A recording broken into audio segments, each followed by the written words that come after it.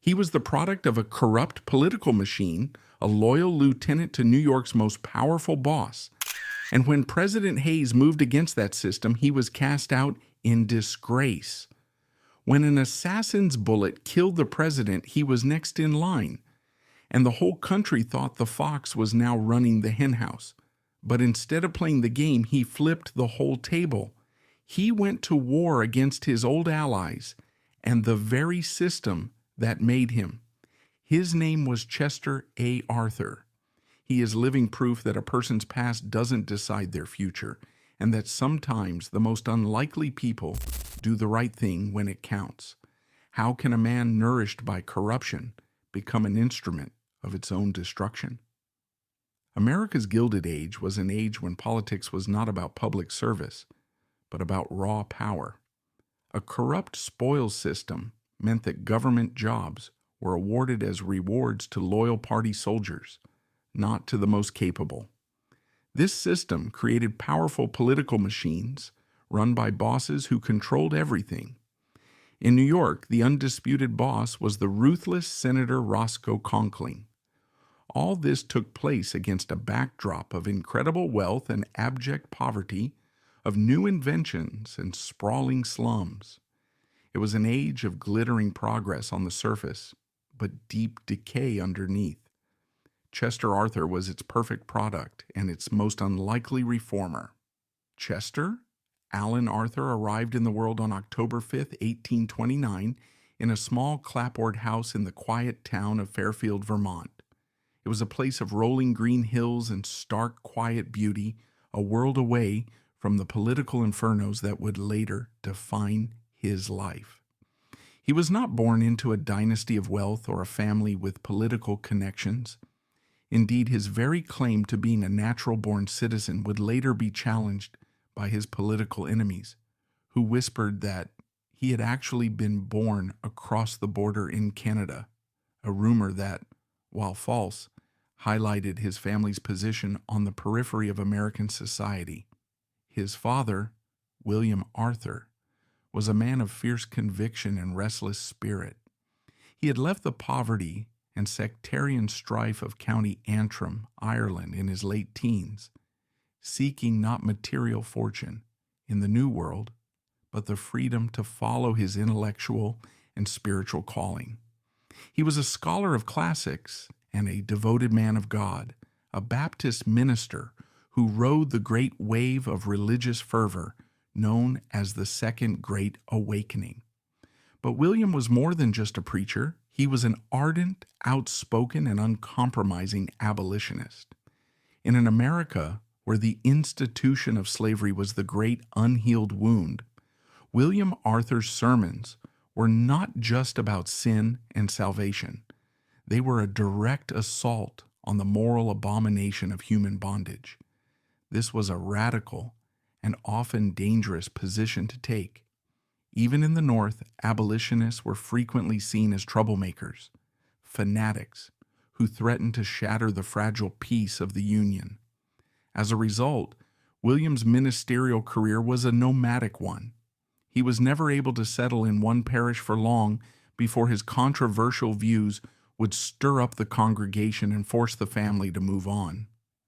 Imagine the childhood of young Chester, the fifth of 9 children. It was a life lived out of trunks and wagons. Before he reached the age of 15, he had called a dozen different towns across Vermont and upstate New York his home. Each new town meant a new parsonage, a new school, the perpetual challenge of being the new boy, the preacher's son whose father's righteous fire often made their family social outcasts. This constant uprooting, while undoubtedly unsettling, forged in the young Arthur a unique set of skills. He developed a remarkable adaptability, a social chameleon's ability to quickly assess new environments and fit in. He became a keen observer of people, learning to listen more than he spoke, to cultivate a polished and agreeable exterior that masked a more private inner world. While his father was a man of thunderous public pronouncements, Chester learned the value of discretion and reserve. He also inherited not his father's fiery style, but the deep, unshakable substance of his convictions. The belief in the equality of all men was woven into the very fabric of his upbringing. It was a moral inheritance that would lie dormant for decades, buried beneath the practicalities and compromises of a political career, only to reemerge with astonishing force when he finally held the ultimate power. His path out of this itinerant life was education. He was a voracious reader and a gifted student, and in 1845 he entered Union College in Schenectady, New York. In the mid-19th century, Union College was a highly respected institution, a place where the sons of the elite mingled with bright, ambitious boys from humbler backgrounds like Arthur. He thrived in the academic environment, excelling in the classics and debate. He was known as a serious, well-dressed, and personable young man, well-liked by his peers, but never the boisterous center of attention. Upon his graduation in 1848, his academic prowess was recognized with his election to the prestigious Phi Beta Kappa Society, the nation's oldest and most esteemed academic honor society. For a boy with no connections or family wealth, this key was a symbol of pure intellectual merit, a passport to a world of greater possibilities. After graduating, he did what many ambitious young men of his time did to get by. He taught school. For several years, he was a teacher, and later a headmaster at various academies in Vermont and New York, spending his evenings and holidays poring over law books. He was meticulously preparing for the next stage of his life. He studied at the State and National Law School in Ballston Spa, New York, and in 1854, having saved a little money and passed the bar examination, he made the single most transformative decision of his young life. He packed his bags, said goodbye to the quiet towns and rural landscapes of his youth, and set out for the chaotic, sprawling, and politically supercharged metropolis of New York City. He was 25 years old, armed with a sharp mind, a quiet ambition, and a set of moral convictions. He had not yet been forced to test against the temptations of the world. New York City in the 1850s was a city on the verge of explosion. It was the nation's commercial and financial heart, a place where fortunes were made and lost in a day, and where the stark contrast between the city's glittering wealth and its desperate poverty was on full display. Horse-drawn omnibuses clattered over cobblestone streets. Newsboys hawked the latest headlines, and a babble of languages could be heard on every corner. It was also a hotbed of the political tensions that were pulling the country apart. The abolitionist movement had a powerful presence here, but so did the city's deep commercial ties to the slaveholding South. It was a city of fierce debate and violent conflict. Arthur did not seek out a comfortable corporate law firm. Instead, he made a choice that spoke directly to the values his father had instilled in him. He joined the law firm of Erastus D. Culver, a well-known abolitionist and former Whig congressman who had a reputation for taking on civil rights cases. It was a deliberate act of alignment with the anti-slavery cause. It was in Culver's firm that Arthur would face his first great tests as a lawyer and as a man. It didn't take long for one such test to arrive in the form of a determined young schoolteacher named Elizabeth Jennings Graham. The story of that fateful Sunday in July 1854 is a stark snapshot of the casual brutality of racism in the antebellum North. Elizabeth Jennings, a 24-year-old African-American teacher and church organist, was running late for her duties at the First Colored Congregational Church. She and a friend, Sarah Adams, hailed a horse-drawn streetcar of the Third Avenue Railroad Company at the corner of Pearl and Chatham Streets. As she attempted to board, the conductor blocked her way, telling her to wait for the next car, one that carried a "Blacks Allowed" sign. Jennings, a respected member of her community, was incensed. She told the conductor that she was in a hurry and had every right to ride this car. She boarded anyway and took a seat. The conductor, furious at her defiance, ordered her to get off. She refused. "You may drag me out," she told him. And that is precisely what he did. With the help of a local police officer, the conductor violently assaulted Jennings, grabbing her, bruising her, and throwing her from the platform onto the sidewalk, her bonnet smashed and her dress ruined. The incident was not unique, but Jennings's response was. She was not content to suffer the indignity in silence. She wrote a letter to Frederick Douglass's newspaper, and the story of her ordeal galvanized New York's black community. Her father, Thomas L. Jennings, was a prominent tailor and community leader who had invented a new dry scouring process and used his patent to fund abolitionist causes. He was not a man to be trifled with. He immediately sought legal counsel to sue the Third Avenue Railroad. A meeting was held at her church, and after several lawyers were considered, the community chose the 25-year-old Chester Arthur of the firm of Culver, Parker, and Arthur to represent her. Arthur took the case with a quiet, methodical fury. This was not just about winning damages for his client. It was about striking a blow against a system of institutionalized segregation. He brought the suit against the driver, the conductor, and the company itself in the Brooklyn Circuit Court. In the courtroom, Arthur was brilliant. He did not engage in fiery rhetoric. Instead, he built a meticulous case based on a simple, powerful principle. A common carrier, open to the public, could not discriminate against passengers on the basis of their race. He argued that the company was responsible for the actions of its employees. The presiding judge, William Rockwell, agreed. In his charge to the jury, he stated plainly that colored persons, if sober, well-behaved, and free from disease, had the same rights as others, and could neither be excluded by any rule of the company nor by force or violence. The jury, composed entirely of white men, returned a verdict in favor of Elizabeth Jennings.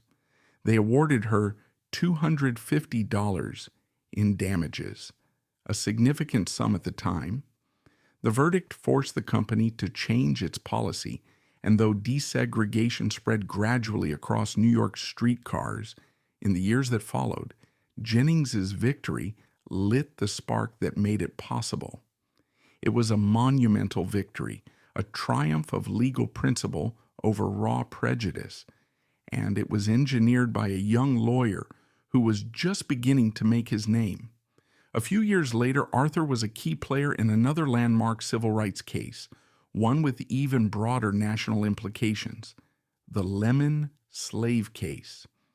In 1852, a Virginia couple named Jonathan and Juliet Lemon were in the process of moving to Texas and intended to take their 8 enslaved people, 2 women and their 6 children, with them.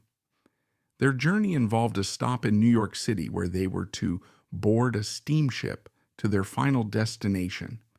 While they were staying in a boarding house, word of the enslaved family's presence reached a local free black man named Louis Napoleon. He quickly filed a writ of habeas corpus, and the case was brought before the New York Superior Court. The legal question was profound and explosive. What was the status of enslaved people when their master voluntarily brought them into a free state like New York? Virginia law said they were property. New York law, however, stated that any enslaved person brought into the state, even in transit, was immediately and automatically set free.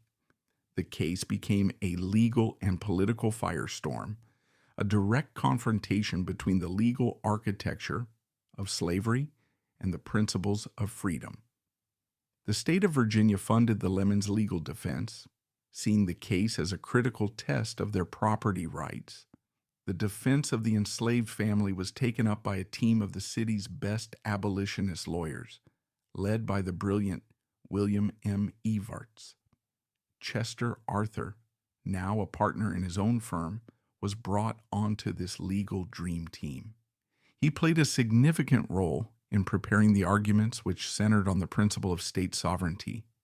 New York had the absolute right to declare slavery illegal within its own borders, regardless of the laws of other states.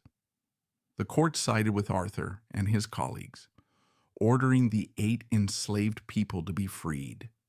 The decision was appealed, and the case eventually went all the way to the New York Court of Appeals, the state's highest court. In 1860, the court delivered its final verdict, upholding the lower court's decision. The Lemon 8 were and would remain free.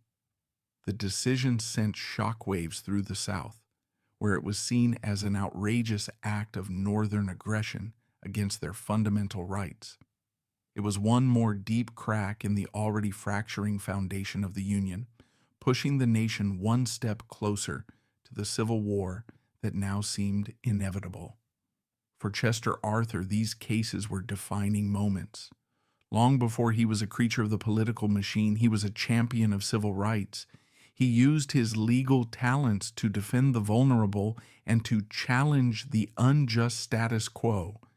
It is one of the great and most overlooked ironies of his life that the man who would later be dismissed as a cynical political hack began his career as a principled idealist, fighting on the front lines for the very soul of his nation. During these tumultuous years, as his professional life was taking shape, his personal life also blossomed. He met Ellen Nell Lewis Herndon, a sophisticated and beautiful young woman from a prominent Virginia family. She was everything he was not. He was a Yankee, the son of an abolitionist preacher. She was a Southerner, and her family owned slaves. Her father was the naval commander, William Lewis Herndon, a man who had become a national hero just a few years earlier. In 1857, Herndon was captaining the SS Central America, a steamship carrying passengers and a massive cargo of gold from the California gold rush. When the ship was caught in a hurricane off the coast of the Carolinas, it began to sink. Herndon, in an act of extraordinary courage, oversaw the rescue of 152 women and children, placing them in the few available lifeboats. He then went down with his ship along with over 400 passengers and crew. His heroic death was celebrated across the country, and Nell, his daughter, was treated with the reverence due to the child of a martyr. The courtship of Chester Arthur and Nell Herndon was thus a union that crossed the growing divide in American society. They fell deeply in love, their bond seemingly strong enough to overcome the profound political and cultural differences in their backgrounds. They married in 1859 on the very eve of the Civil War. Their marriage was, in a way, a microcosm of the nation itself, a union of North and South bound by affection but shadowed by an irrepressible conflict. Their home became a center of warmth and culture, and Nell was a devoted partner and a loving mother to their 3 children, though their first son tragically died in infancy. She was Arthur's anchor, his confidant, and the undisputed love of his life. As Arthur began to be drawn more and more into the orbit of the Republican Party, a party born out of the anti-slavery movement, one can only wonder at the conversations that must have taken place in their home as the nation they both loved began to tear itself apart. The young, idealistic lawyer was about to enter a new and far more compromised world, one that would test his principles and ultimately lead him down a path no one, least of all himself, could have ever predicted. The cannons that roared to life at Fort Sumter in April 1861 did more than just signal the start of a war. They unleashed a tidal wave of chaotic, patriotic fervor that swept across the North. In New York City, the response was immediate and immense. Tens of thousands of men rushed to enlist, eager to join the fight to preserve the Union. But this patriotic zeal quickly collided with a harsh reality. The state and federal governments were utterly unprepared for the scale of this mobilization. The task of transforming masses of civilian volunteers into a cohesive, equipped, and supplied fighting force was a logistical nightmare of unprecedented proportions. This was the crucible into which Chester Alan Arthur, the 31-year-old civil rights lawyer, was about to be thrown. His reputation as a bright, organized, and loyal member of the Republican Party had not gone unnoticed by New York's powerful governor, Edwin D. Morgan. Recognizing Arthur's administrative talents, Morgan appointed him to the state's military staff, commissioning him as a brigadier general and assigning him to the quartermaster general's department. The title was grand, but the job was a Herculean challenge in grunt work. Arthur was now responsible for the housing, feeding, clothing, and equipping of the volunteer regiments being raised all across New York State, which was committed to providing more soldiers to the Union cause than any other state. He was no longer arguing points of law in a quiet courtroom. He was now operating in a world of supply contracts, transportation schedules, and mountains of material. It was a world rife with incompetence, confusion, and, most insidiously, corruption. The early days of the war were a profiteer's paradise. Unscrupulous contractors, known as shoddy millionaires, descended on government purchasing agents like vultures. They sold the army uniforms made of reprocessed rags that would dissolve in the first rainstorm, shoes with soles made of cardboard, and beef that was dangerously spoiled. It was Arthur's job to navigate this treacherous landscape, to ensure that the soldiers of New York were not sent to the front lines ill-equipped and vulnerable. He proved to be astonishingly good at it. He brought a lawyer's meticulousness and a manager's efficiency to the chaos. He worked grueling hours, poring over contracts, inspecting goods, and creating systems of procurement and accounting where none had existed before. He famously established a network of depots across the state to streamline the distribution of supplies, a model of logistical efficiency that was later studied and copied by other states. While many quartermasters grew rich from shady contracts, Arthur earned notice for doing the job with unusual efficiency and fairness, gaining a reputation as a man who could keep the system honest. He rejected substandard goods without hesitation and rooted out corrupt suppliers, making powerful enemies in the process. There's a famous story of him receiving a massive bill for the transportation of troops from a well-connected railroad magnate. Seeing the price was exorbitant, Arthur refused to pay.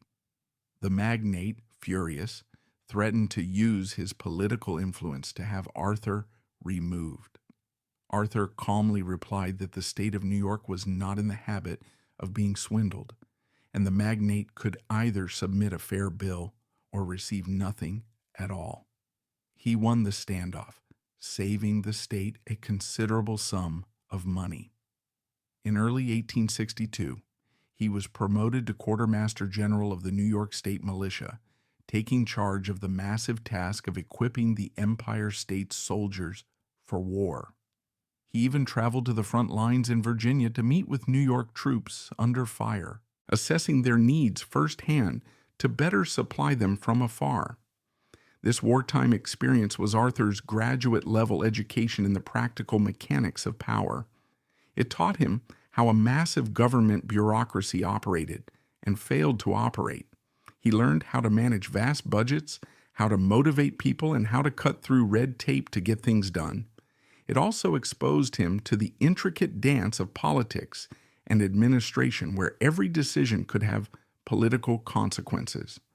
When a new Democratic governor was elected in New York in late 1862, Arthur, a prominent Republican, was relieved of his duties as part of the political house cleaning.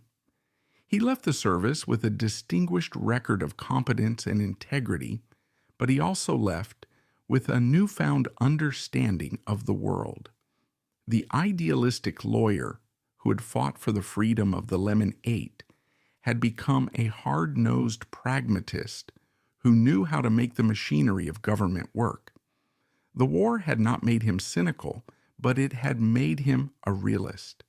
And it was this realism that would guide his next steps into the very heart of the Gilded Age's most formidable political machine. Returning to his law practice, Arthur found that the world of courtroom debate no longer held the same appeal. He had operated on a grander stage, and he was drawn to the epicenter of Republican power in his state, the political organization controlled by Senator Roscoe Conkling. To understand Chester Arthur's next 2 decades, one must first understand Conkling. He was not merely a politician, he was a force of nature. Tall, powerfully built, with a distinctive auburn curl dangling theatrically over his forehead, Conkling was a man of immense intellect, towering arrogance, and a volcanic temper. He was a master of sarcastic oratory, capable of verbally disemboweling his opponents on the Senate floor with a torrent of perfectly crafted insults. He was also a man who demanded absolute, unquestioning loyalty. He saw politics as a form of warfare, and he believed that the only way to win and to govern effectively was through iron-willed party discipline. The fuel for this discipline was patronage, the strategic distribution of government jobs to loyal followers. To Conkling, the civil service reformers, with their talk of merit exams, were dangerous dreamers, fools who would unilaterally disarm the party in the face of its enemies.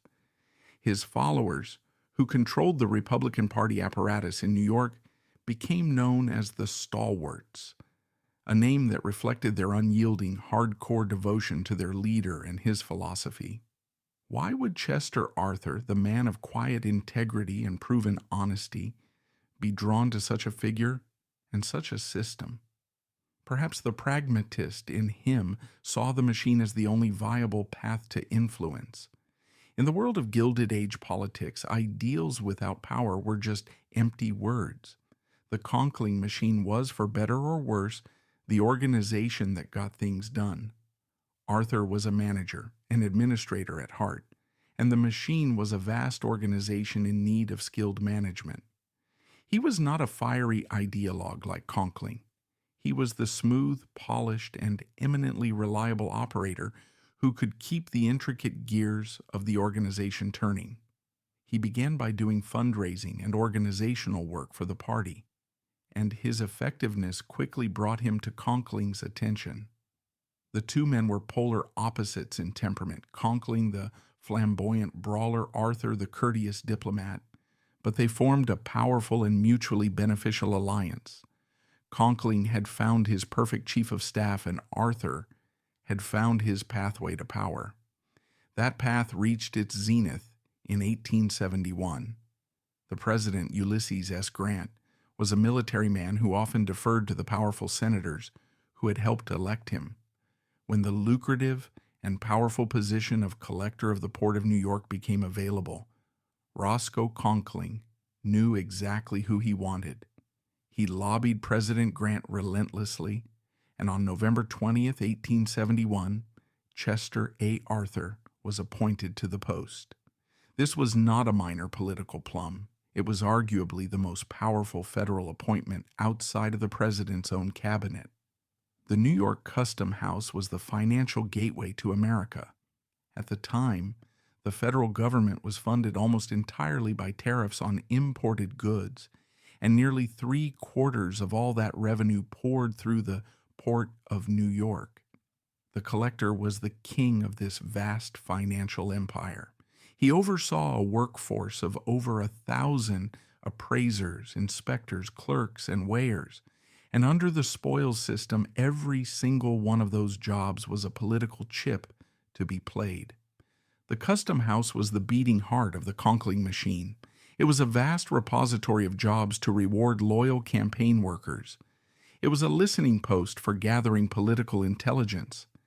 And it was a source of campaign funds, as every employee was assessed a percentage of their salary, which was then funneled into the stalwart political war chest. Arthur stepped into this role, and for the next 7 years, he was the master of the system. He ran the custom house with the same cool efficiency he had brought to the quartermaster corps, but this time his goal was not to equip an army, but to maintain and strengthen a political machine. He became known as the gentleman boss. While the system he presided over was often crude and corrupt, Arthur himself was the epitome of Gilded Age elegance. He was always impeccably dressed in the latest fashions. His manners were gentle and courteous, and his management style was smooth and effective. He was not a vulgar backslapping boss. He was a polished executive who hosted lavish dinners and moved comfortably in the city's high society. He performed his duties effectively, ensuring the revenues flowed to Washington, but he never pretended that the custom house was anything other than a political instrument. He skillfully distributed jobs to the party faithful, managed the collection of campaign assessments, and served as Conkling's most trusted political agent in the city. He had become the perfect spoilsman. But as Arthur and the stalwarts consolidated their power, the forces of reform were gathering strength. A growing number of Americans were disgusted by the open corruption of the Grant administration and the perceived injustices of the spoils system. Within the Republican Party, this reformist wing, derisively nicknamed the half-breeds by the stalwarts, began to challenge Conkling's dominance. The showdown came in 1876 with the election of Rutherford B. Hayes to the presidency. Hayes was a quiet, sober man with a walrus mustache and a core of unbending integrity. He had campaigned on a platform of civil service reform, and upon entering the White House, he made it clear that he intended to start with the most notorious and powerful symbol of the spoils system in the entire country, the New York Custom House. Hayes saw the machine, controlled by his political rival Conkling and administered by Conkling's man Arthur, as a direct threat to the authority of the presidency and a cancer on the body politic. He was determined to cut it out. What followed was a titanic political war, a battle of wills between a reform-minded president and a powerful, entrenched political boss. Hayes began by appointing a special commission led by John Jay to investigate the operations of the New York Custom House. The Jay Commission's report, released in 1877, was a bombshell. It meticulously documented what everyone already knew, that the Custom House was wildly overstaffed with political appointees who often knew nothing about their jobs, that employees were routinely required to neglect their official duties to perform political work, and that the entire institution was being run not for the public good, but for the private benefit of the Conkling machine. The report concluded that a thorough, radical, and complete reform was necessary. Armed with this report, President Hayes formally requested the resignation of Collector Chester A. Arthur and his top deputies. Arthur, acting on the direct orders of Roscoe Conkling, politely but firmly refused. This was an open declaration of war. Conkling was not about to let a president he viewed as weak and illegitimate dismantle his political fortress. He invoked the long-standing tradition of senatorial courtesy, the unwritten rule that the Senate would not confirm a presidential appointee if the senators from that appointee's home state objected. As the senior senator from New York, Conkling used this power as a shield.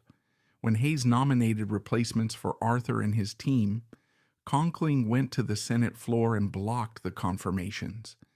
He delivered thunderous hours-long speeches, alternately defending Arthur's integrity and mocking President Hayes's reformist pretensions. The battle raged for months, dominating the headlines and paralyzing the government. It became a fundamental clash over the balance of power. Did the president have the right to control his own administration, or did the Senate bosses have the power to dictate appointments? Chester Arthur was at the very center of this political firestorm. He remained publicly silent, conducting himself with his usual calm dignity, but behind the scenes he worked with Conkling to rally their forces. To them, this was a fight for the survival of their party as they knew it. But President Hayes was relentless. He was a stubborn man, and he was convinced he was on the right side of history. He outmaneuvered Conkling at every turn, releasing damaging information from the Jay Commission report to sway public opinion and working to peel away Conkling's support in the Senate. The final move came in July 1878. While the Senate was in recess and Conkling was unable to use his parliamentary powers to block him, President Hayes fired Chester A. Arthur and installed his own man as the new collector. It was a stunning and public humiliation. The gentleman boss had been deposed. Conkling was enraged, viewing it as a profound personal insult. Arthur, though he maintained his polished composure, was deeply wounded. He had been branded a corrupt official and cast out by the leader of his own party. He returned to his law practice, but he was now a martyr to the stalwart cause. His loyalty to Conkling had been absolute, and his public firing had made him a hero within the machine. He remained a powerful figure in New York politics, the chairman of the Republican State Committee, nursing his grievance and biding his time. He and Conkling were now consumed with a single-minded goal to exact their revenge on President Hayes and the half-breed reformers, and to reclaim the power that they believed was rightfully theirs. Their chance would come at the Republican National Convention in 1880. No one, least of all Arthur himself, could have possibly foreseen the incredible chain of events that this quest for political revenge would set in motion, a chain of events that would begin with a deadlocked convention and end with a madman's bullet, ultimately propelling the disgraced collector of the Port of New York to the highest office in the land.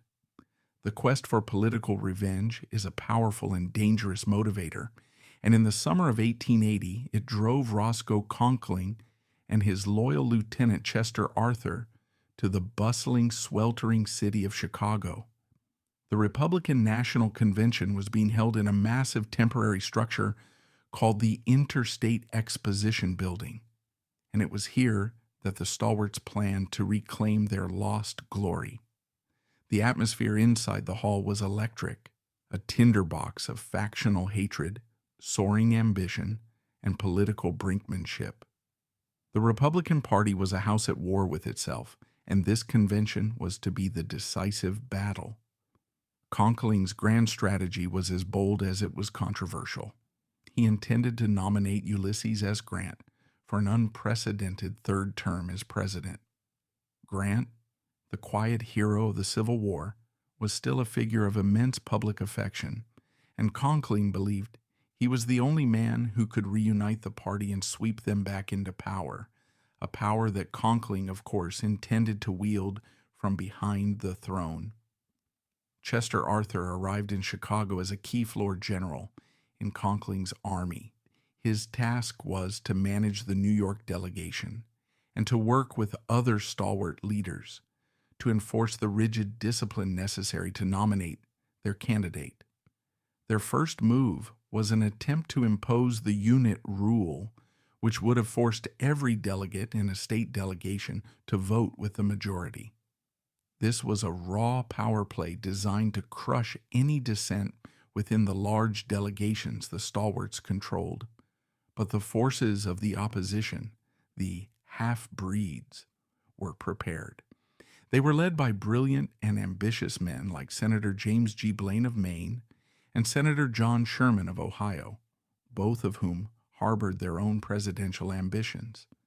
They fought back ferociously against the unit rule, and in a crucial early test of strength, they defeated Conkling's motion. The battle lines were drawn. When the balloting for the nomination began, the convention quickly descended into a grinding stalemate.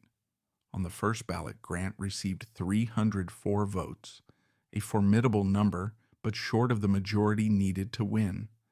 Blaine received 284, Sherman received 93, and a handful of votes were scattered among minor candidates. What followed was an extraordinary display of political trench warfare. For ballot after ballot, the numbers barely budged. Conkling, in a moment of high drama, took the stage to formally place Grant's name in nomination, delivering a fiery speech that electrified his followers. But his oratory could not break the deadlock.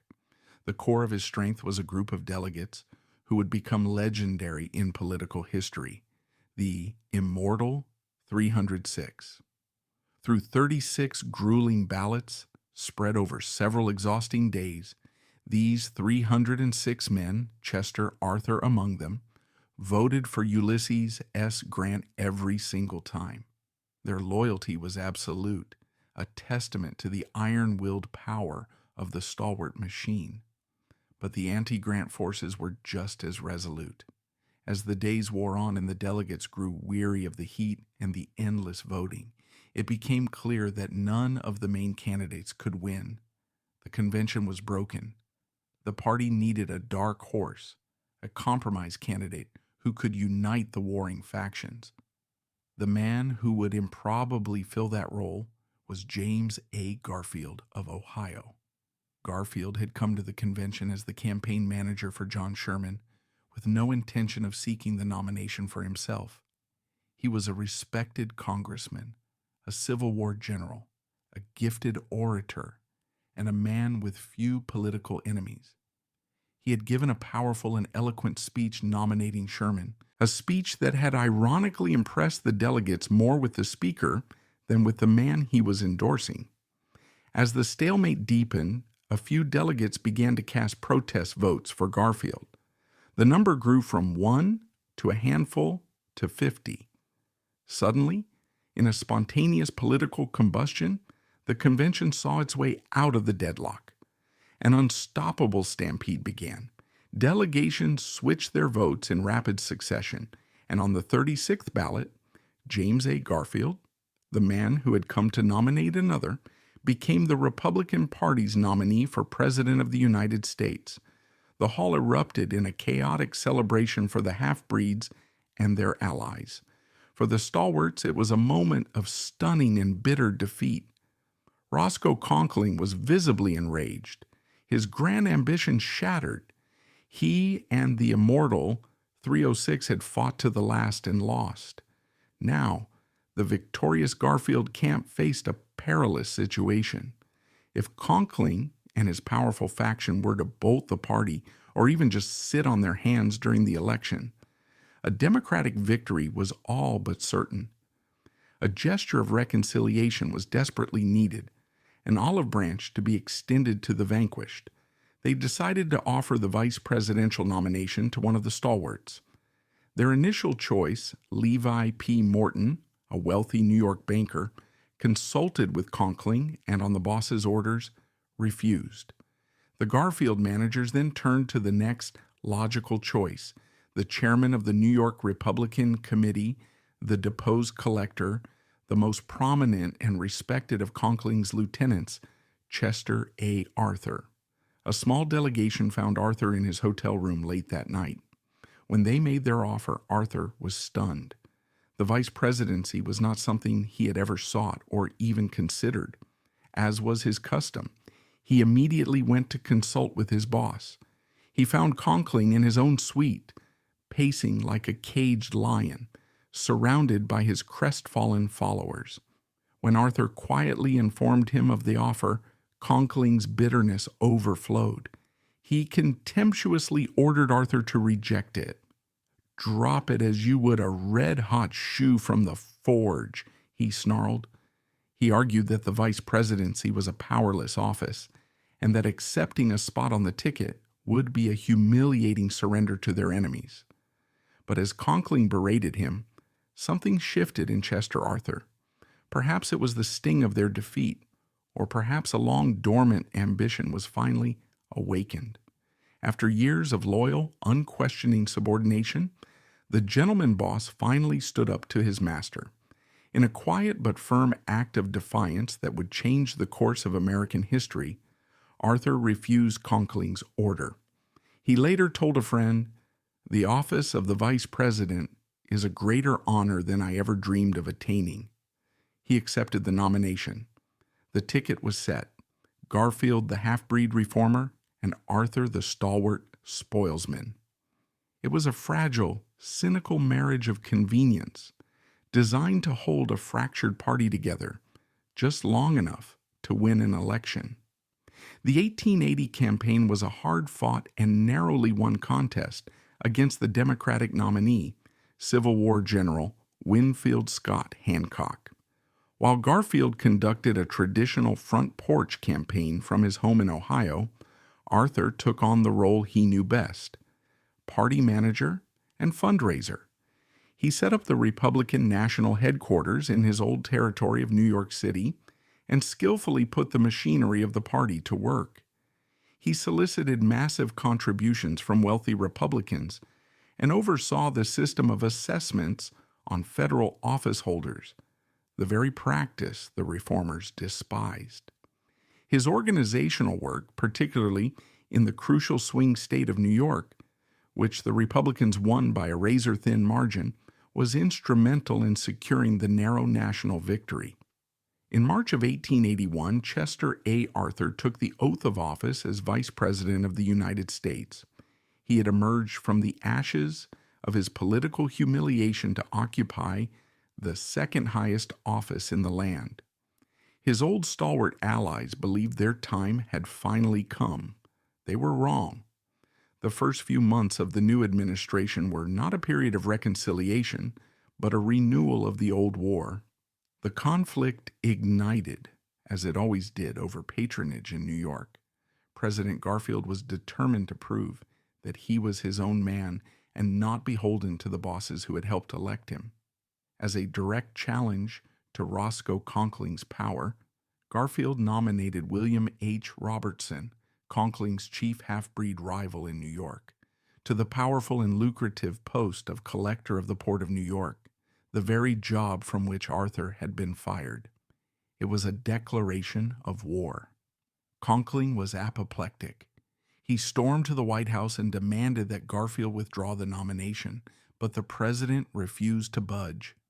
Vice President Arthur was now caught in an impossible position, torn between his constitutional duty to the president he served and his decades-long political and personal loyalty to Roscoe Conkling. He made a disastrous choice. He sided with Conkling against President Garfield. In a shocking breach of protocol, the sitting Vice President of the United States actively joined the fight to block his own president's nominee. He and Conkling spent weeks lobbying senators, trying to rally the votes to defeat Robertson's confirmation. It was a scandalous and unseemly spectacle.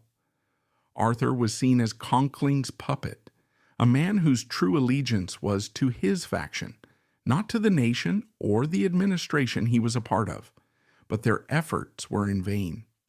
Garfield, with the help of the half-breeds and the Democrats, outmaneuvered them, and Robertson was confirmed.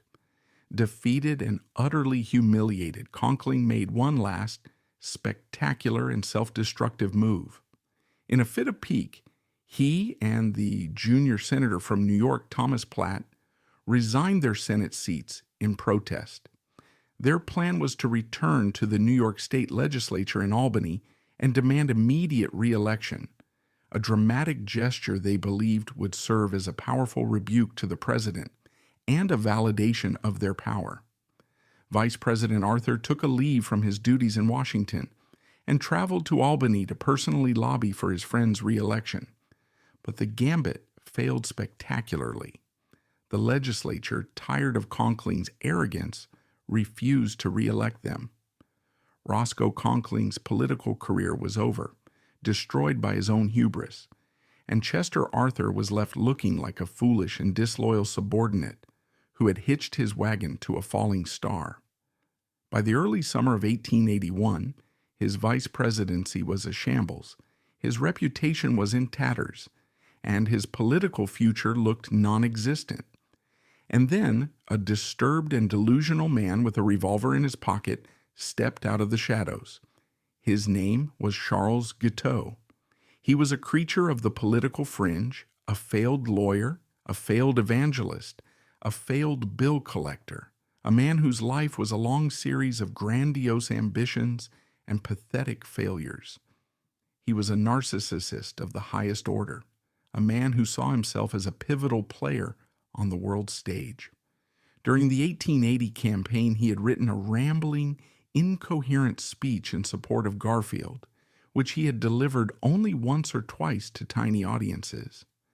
But in his own mind, this speech had been the decisive factor in the Republican victory. As such, he believed he was owed a great reward. He descended on Washington after the inauguration, convinced that he deserved a high-level diplomatic appointment. He set his sights on the prestigious post of Consul General to Paris.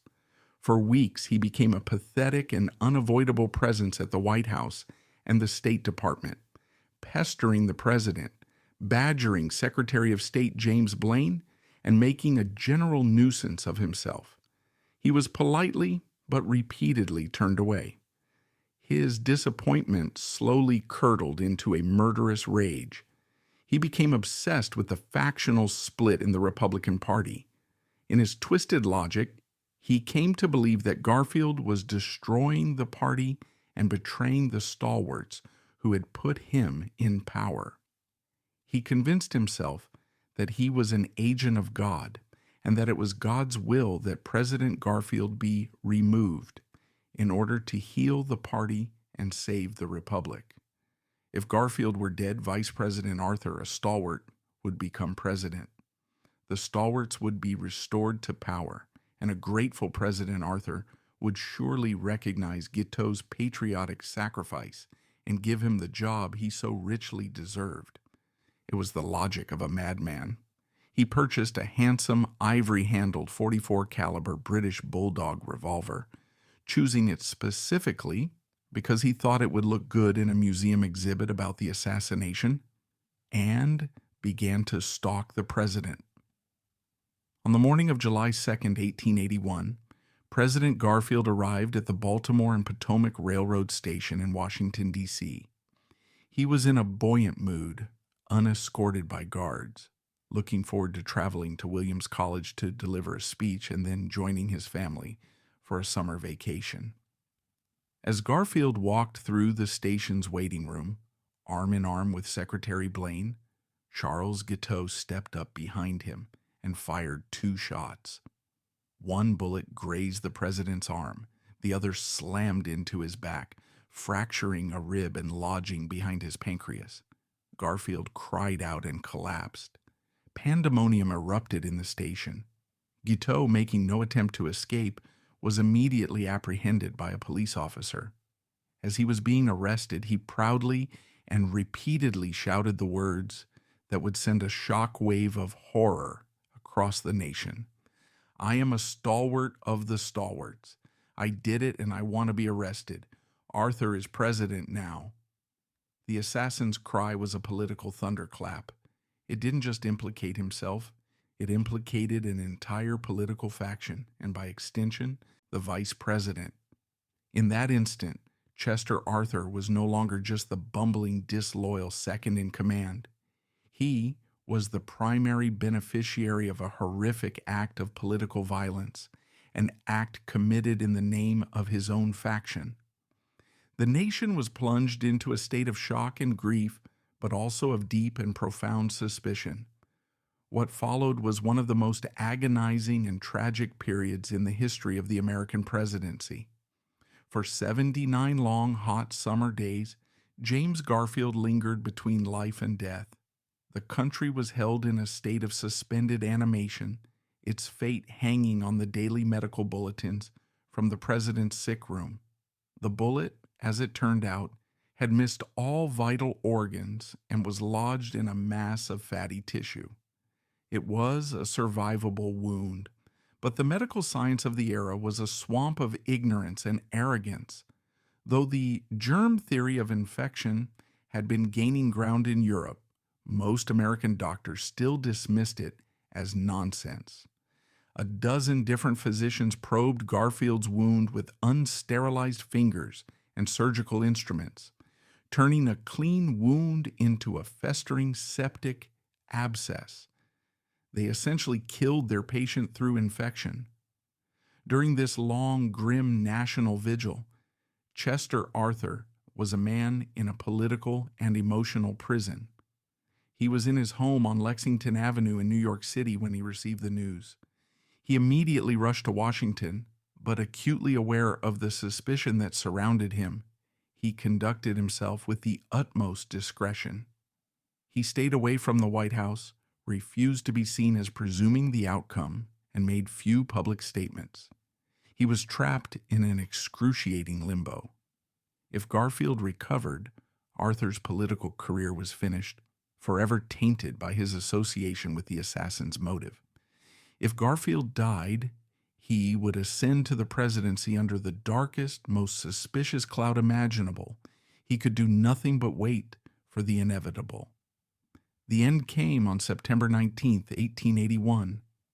Wasted away by infection and blood poisoning, James A. Garfield died. The nation was plunged into mourning for its second assassinated president, and the awesome, terrible weight of that office now fell upon the one man whom most of the country believed was least fit to hold it. In the early morning hours of September 20th, 1881, a carriage clattered to a stop outside the elegant four-story brownstone at 123 Lexington Avenue in New York City. A messenger bearing a telegram with the gravest of news pounded on the door. Inside, Chester Allen Arthur, the man who had been hiding from the public eye for 2.5 months, was awakened. The telegram confirmed his deepest fears and the nation's. President Garfield was dead. The awesome, terrible weight of the American presidency had just fallen upon his shoulders. A small group of officials was hastily assembled in the parlor of his home. By the faint flickering light of a gas lamp, a New York Supreme Court judge administered the presidential oath of office. At 2:15 a.m., Chester A. Arthur, the gentleman boss, the puppet of Roscoe Conkling, the man fired for his devotion to the spoils system, became the 21st President of the United States. The reaction across the country was not one of hope or reassurance. It was one of profound, almost universal, dread. A close friend of Arthur's, upon hearing the news, reportedly buried his face in his hands and lamented, "Chet Arthur, President of the United States. Good God." Julia Sand, a young bedridden woman from New York, who would later become a secret pen pal and moral counselor to the new president, wrote that the day of his accession was a day of gloom and dread. Newspapers that had mourned Garfield were now filled with editorials of deep apprehension. They painted Arthur as a man of low political morals, a clubman and a machine politician, utterly unprepared for and unworthy of the high office he had inherited by a murderer's bullet. The great author Mark Twain, capturing the bleak national mood, privately remarked that Arthur's inauguration was the grimest joke the world has ever seen. The country held its breath, expecting the absolute worst. They envisioned a presidency run by remote control from Roscoe Conkling's drawing room, a wholesale looting of the public treasury by the stalwart faithful, and the final triumphant entrenchment of the corrupt system that had just plunged the nation into tragedy. The first test of the new president came almost immediately, and it came in the form of his old boss. Roscoe Conkling, having been politically resurrected by Garfield's death, fully expected that his moment had finally arrived. He and the other stalwart leaders descended on Washington, believing that their man in the White House would now conduct a sweeping purge, firing all the half-breeds and filling every government office with loyal stalwarts. Conkling himself, with his customary arrogance, expected to be treated as a de facto prime minister, the true power behind the throne. But when he came to the White House with his lists of demands and his unsolicited advice, he was met not with the fawning obedience of his old lieutenant, but with the cool, courteous, and firm resistance of the President of the United States. The immense gravity of the office and the tragic, blood-soaked path he had taken to it had forged a profound and startling change in Chester Arthur. He seemed to have undergone a quiet, internal inauguration of his own. He was no longer a factional chief. He was the head of state. He politely informed his old friends that his first and only loyalty was now to the nation, not to the stalwart machine. His first major decision was a stunner. He asked President Garfield's entire cabinet, the very men who were his factional enemies, to stay on for a time to ensure a smooth and stable transition. The stalwarts were shocked, then bewildered, then furious. They felt utterly betrayed, but Arthur held firm. He was signaling to the world that he was his own man. The first and most crucial act of his presidency was to sever the puppet strings. Still, the country remained deeply skeptical. Words were one thing, actions were another. The trial of the assassin, Charles Guiteau, which began that fall, was a grotesque theatrical affair that kept the issue of the spoils system burning in the public consciousness. Guiteau's bizarre courtroom antics and his insane insistence that he had acted as a patriot on behalf of the stalwarts were a daily, horrifying reminder of the madness that the office-seeking culture had spawned. The public demand for genuine, lasting reform reached a fever pitch. The assassination of a president had become the ultimate argument for change, a national trauma that demanded a national response. The great, unanswered question was whether the man who had been the system's greatest beneficiary would now become its executioner. All eyes turned to President Arthur. In his first annual message to Congress in December 1881, he delivered his answer. In a speech of remarkable substance and statesmanship, he addressed the issue head-on. He came out forcefully and unequivocally in favor of a thorough, radical, and complete reform of the civil service. He called upon Congress to pass legislation that would create a system of competitive examinations for federal jobs, a system based on merit, not political pull. The political establishment was thunderstruck. It was as if the high priest of a corrupt temple had suddenly called for its demolition.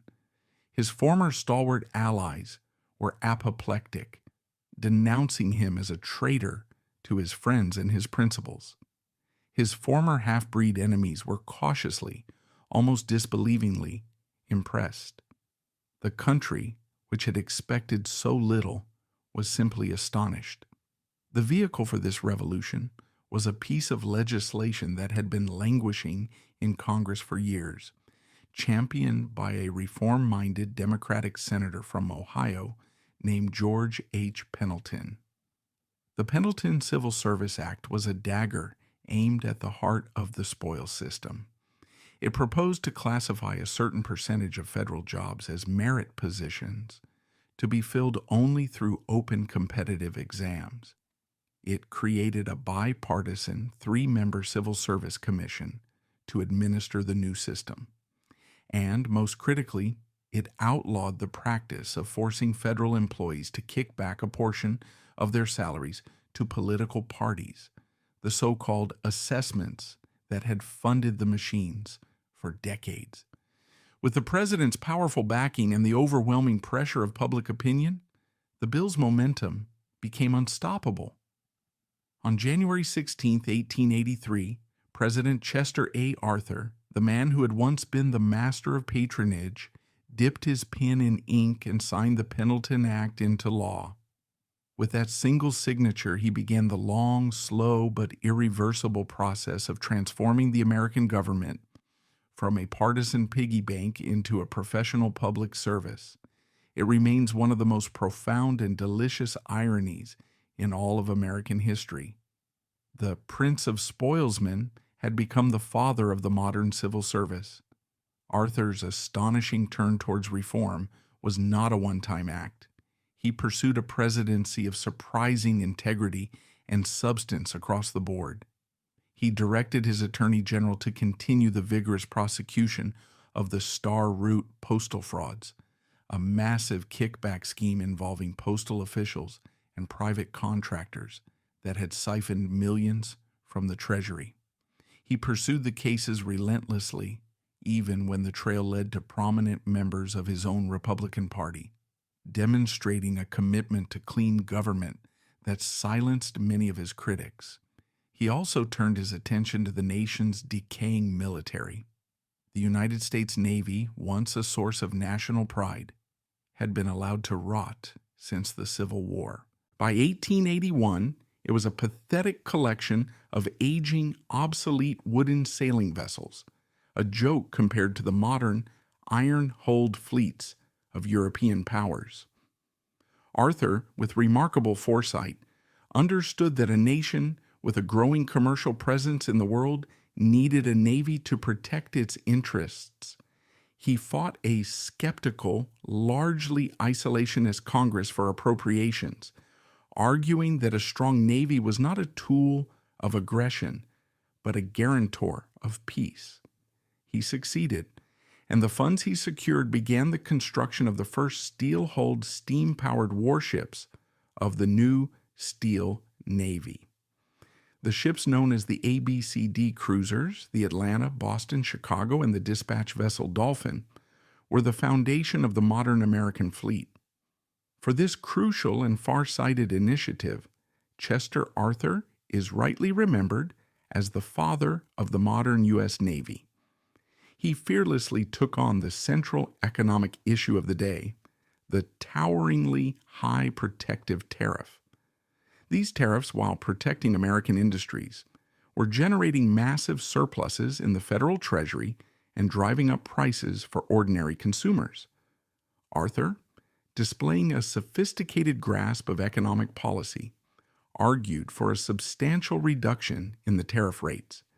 He was ultimately thwarted by the protectionist wing of his own party in Congress, but his willingness to challenge a core tenet of Republican orthodoxy for the sake of the public good was another sign of his remarkable independence. His most popular act, however, may have been his famous veto of the 1882 Rivers and Harbors Act. This was a classic pork barrel spending bill, a massive piece of legislation larded with hundreds of millions of dollars for wasteful and unnecessary local projects, all designed to curry favor with voters back home. Previous presidents had grumbled about such bills but signed them anyway. Arthur vetoed it. In a powerful message to Congress, he decried the bill's extravagant use of public funds and declared that his duty to the people of the whole country required him to reject it. Though Congress eventually overrode his veto, his stand against wasteful spending was immensely popular and cemented his growing reputation as a man of principle. Even on the most difficult and controversial issue of his presidency, the rising tide of anti-Chinese sentiment, Arthur showed a flash of his old civil rights instincts. When Congress, responding to racist pressure from the West Coast, passed an act banning all Chinese immigration for 20 years, Arthur vetoed it, calling the 20-year ban an unreasonable violation of existing treaties with China. Congress then passed a revised bill with a 10-year ban. Faced with immense political pressure and the certainty of a veto override, Arthur reluctantly signed what would become the infamous Chinese Exclusion Act. It is a stain on his record, as it is on the record of the era, but even here, his initial veto showed a conscience and a respect for the rule of law that many of his contemporaries lacked. While his policies were surprisingly sober, his personal style was anything but. The man nicknamed Elegant Arthur brought a level of glamour, style, and high society back to a White House that had been rather drab and austere, under the teetotaling hazies. He was a widower, still mourning his beloved Nell, so his sister, Mary Arthur McElroy, served as his official hostess. But the president himself was the center of social Washington. He was a connoisseur of fine food and wine, a witty and engaging conversationalist, and a man who believed the White House should be a place of dignified grandeur. He was famous for his wardrobe, reportedly owning some 80 pairs of trousers, and he would often not start his official workday until late in the morning, preferring to work late into the night after hosting lavish multi-course dinners. Upon becoming president, he refused to even move into the executive mansion until it had been thoroughly renovated. He declared it a badly kept barracks, and in an act that horrified early historic preservationists, he held a massive auction, selling off 24 wagon loads of old White House furniture, including a pair of Abraham Lincoln's trousers and a hat belonging to John Quincy Adams. He then hired the most famous and fashionable designer of the age, Louis Comfort Tiffany, to completely redecorate the state rooms. Tiffany created one of the most celebrated interiors of the Gilded Age, installing his signature colored glass in the gaslights, and most famously creating a massive floor-to-ceiling screen of opulent, iridescent stained glass in the main entrance hall, an Art Nouveau masterpiece that transformed the space. For 3.5 years, the White House of Chester Arthur was a showcase of elegance and sophisticated taste. But behind the lavish dinners, the impeccable wardrobe, and the calm, courteous demeanor, President Arthur was hiding a tragic secret. In 1882, just a year into his presidency, he was diagnosed with Bright's disease, a fatal and incurable kidney ailment. The disease, in an age before dialysis or transplants, was a slow, inexorable death sentence. It was characterized by chronic fatigue, painful swelling, and a gradual poisoning of the entire system. Arthur kept his diagnosis a closely guarded secret, known only to a very few intimates. He bore the immense burdens of the presidency while fighting a private, painful, and losing battle with his own body. This secret adds a profound layer of pathos to his story. His late working hours were not a sign of laziness, but likely a concession to the debilitating fatigue he felt during the day. His commitment to duty, in the face of his own mortality, was an act of quiet, unheralded heroism. His illness was the primary reason that, despite having a surprisingly successful and popular first term, he made only a half-hearted effort to secure his party's nomination for a second term in 1884. He knew he was dying.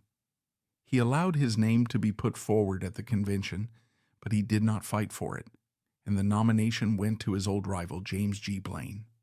On March 4, 1885, a visibly weary Chester Arthur rode with the new president, Grover Cleveland, to the Capitol for the inauguration, gracefully witnessing the peaceful transfer of power. He then retired quietly to his home in New York City. His health failed rapidly. In one of his final acts, he hired a clerk and burned much of his personal correspondence, leaving history with only fragments of the man behind the presidency. On November 18, 1886, just a year and a half after leaving office, Chester Alan Arthur died from a massive cerebral hemorrhage. He was only 57 years old. So how should we remember this forgotten, accidental president? His story is one of the most remarkable transformations in American history. He took office dismissed by all as a corrupt political hack, but rose to the occasion with a dignity and integrity no one thought he possessed. Faced with the ultimate test of character, he chose duty over his old allies, nation over faction, and principle over personal gain. The man who was the product of a corrupt system became the reformer who began its destruction. He is the powerful living proof that a person's past does not have to be their prologue. He is the unlikely hero who, when handed the awesome power of the presidency, chose to be a gentleman in the truest sense of the word and simply did the right thing when it counted the most.